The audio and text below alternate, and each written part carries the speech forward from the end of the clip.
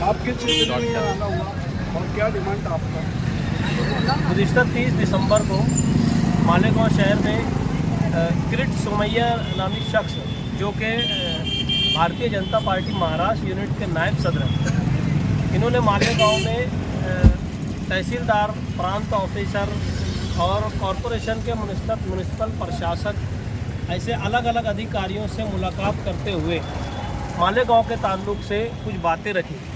उन बातों में उन्होंने ये बताया कि मालेगांव के अंदर बांग्लादेशियों को यहाँ पर और रोहिंग्यास को जो रोहिंग्या के लोग हैं उनको यहाँ पर बसाने का काम किया जा रहा है। कॉरपोरेशन उनको गलत ढंग से यहाँ पर बसा रही है और जन्म दाखिले इशू कर रही है। इसके अंदर उन्होंने प्रेस कॉन्फ्रेंस लेते हुए एक अखबार की कुछ कटिंग दिखाई मीडिया में। प्रेस कॉन्फ्रेंस इस अखबार की कटिंग में उन्होंने बताया कि इतने इतने पेपर नोटिस निकल रहे हैं और गैर कानूनी ढंग से जन्म दाखिले इशू हो रहे हैं। तो सबसे पहले तो सवाल ये आता है कि अगर गैर कानूनी ढंग से कोई जन्म दाखिले इशू होते हैं तो उनकी पेपर नोटिस नहीं निकलती।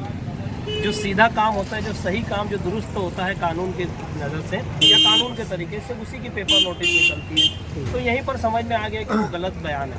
दूसरा, मीडिया के लोगों ने उनसे सवाल किया कि आप 2-3 साल का रिकॉर्ड निकालेंगे, तो उन्होंने कहा नहीं, हम सिर्फ 1 महीने का ही चेक करेंगे।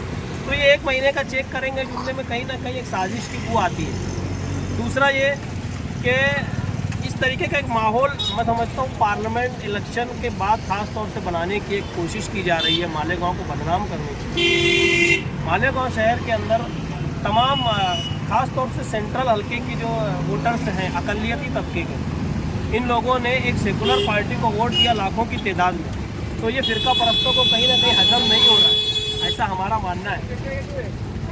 आज हम देख रहे हैं कि जिस ताल्लुक से बयानबाजी माजी में भी हुई और अभी भी हुई, नीतीश राणे को ले लीजिए या किरीट सोमैया को ले लीजिए। अभी फिलहाल करंट में नीतीश राणे ने बयान दिया कि राहुल गांधी और सोनिया गांधी को वोट देने वाले देशद्रोह हैं या ये राष्ट्र हित में दुरुस्त नहीं है।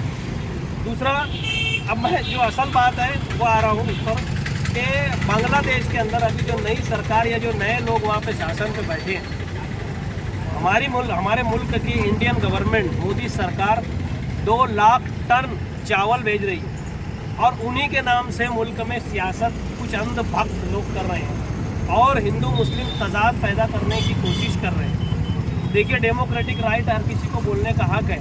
इसका मतलब ये नहीं कि किसी के ऊपर कोई भी इल्ज़ाम लगा दिया जाए। जिस तरीके से मालेगांव को बदनाम करने की कोशिश की जा रही है, बिना सबूतों के सिर्फ बयानबाजी दी जा रही है। हमने निवेदन के अंदर पुलिस प्रशासन से डिमांड की है कि अगर किसी के पास कोई एविडेंस है तो वो आके एनसी नोन करे, गुना दाखिल करे और पुलिस उसकी जांच करे, ना कि मुसलमानों को और इस शहर को बदनाम करने की कोशिश की जाए। हमने डिमांड की है कि अगर उनके पास ऐसा एविडेंस है तो उसको प्रोड्यूस करें। अदरवाइज़ अगर ऐसा नहीं करते हैं और आगे वो मालेगांव में आते हैं तो जिस तरीके से उन्होंने अपना डेमोक्रेटिक राइट का इस्तेमाल किया है, इसी तरह social democratic party of India यानी SDPI अपना जमहूरी हक इस्तेमाल करते हुए उनको जमहूरियत के दायरे में रहते हुए कैसा जवाब देना, इसके लिए हम लोग बिल्कुल भी तैयार हैं। आगे हम लोग ये करेंगे। उनके पास कोई गलत चीज़ थी, कोई सबूत थे तो वो पुलिस स्टेशन आते ना। इस तरीके से वो प्रांत और कॉरपोरेशन और तहसीलदार के पास जाकर के माहौल बनाने की कोशिश की जा रही है, तो कहीं ना कहीं ये निंदनीय है। हम इसकी मजम्मत करते हैं।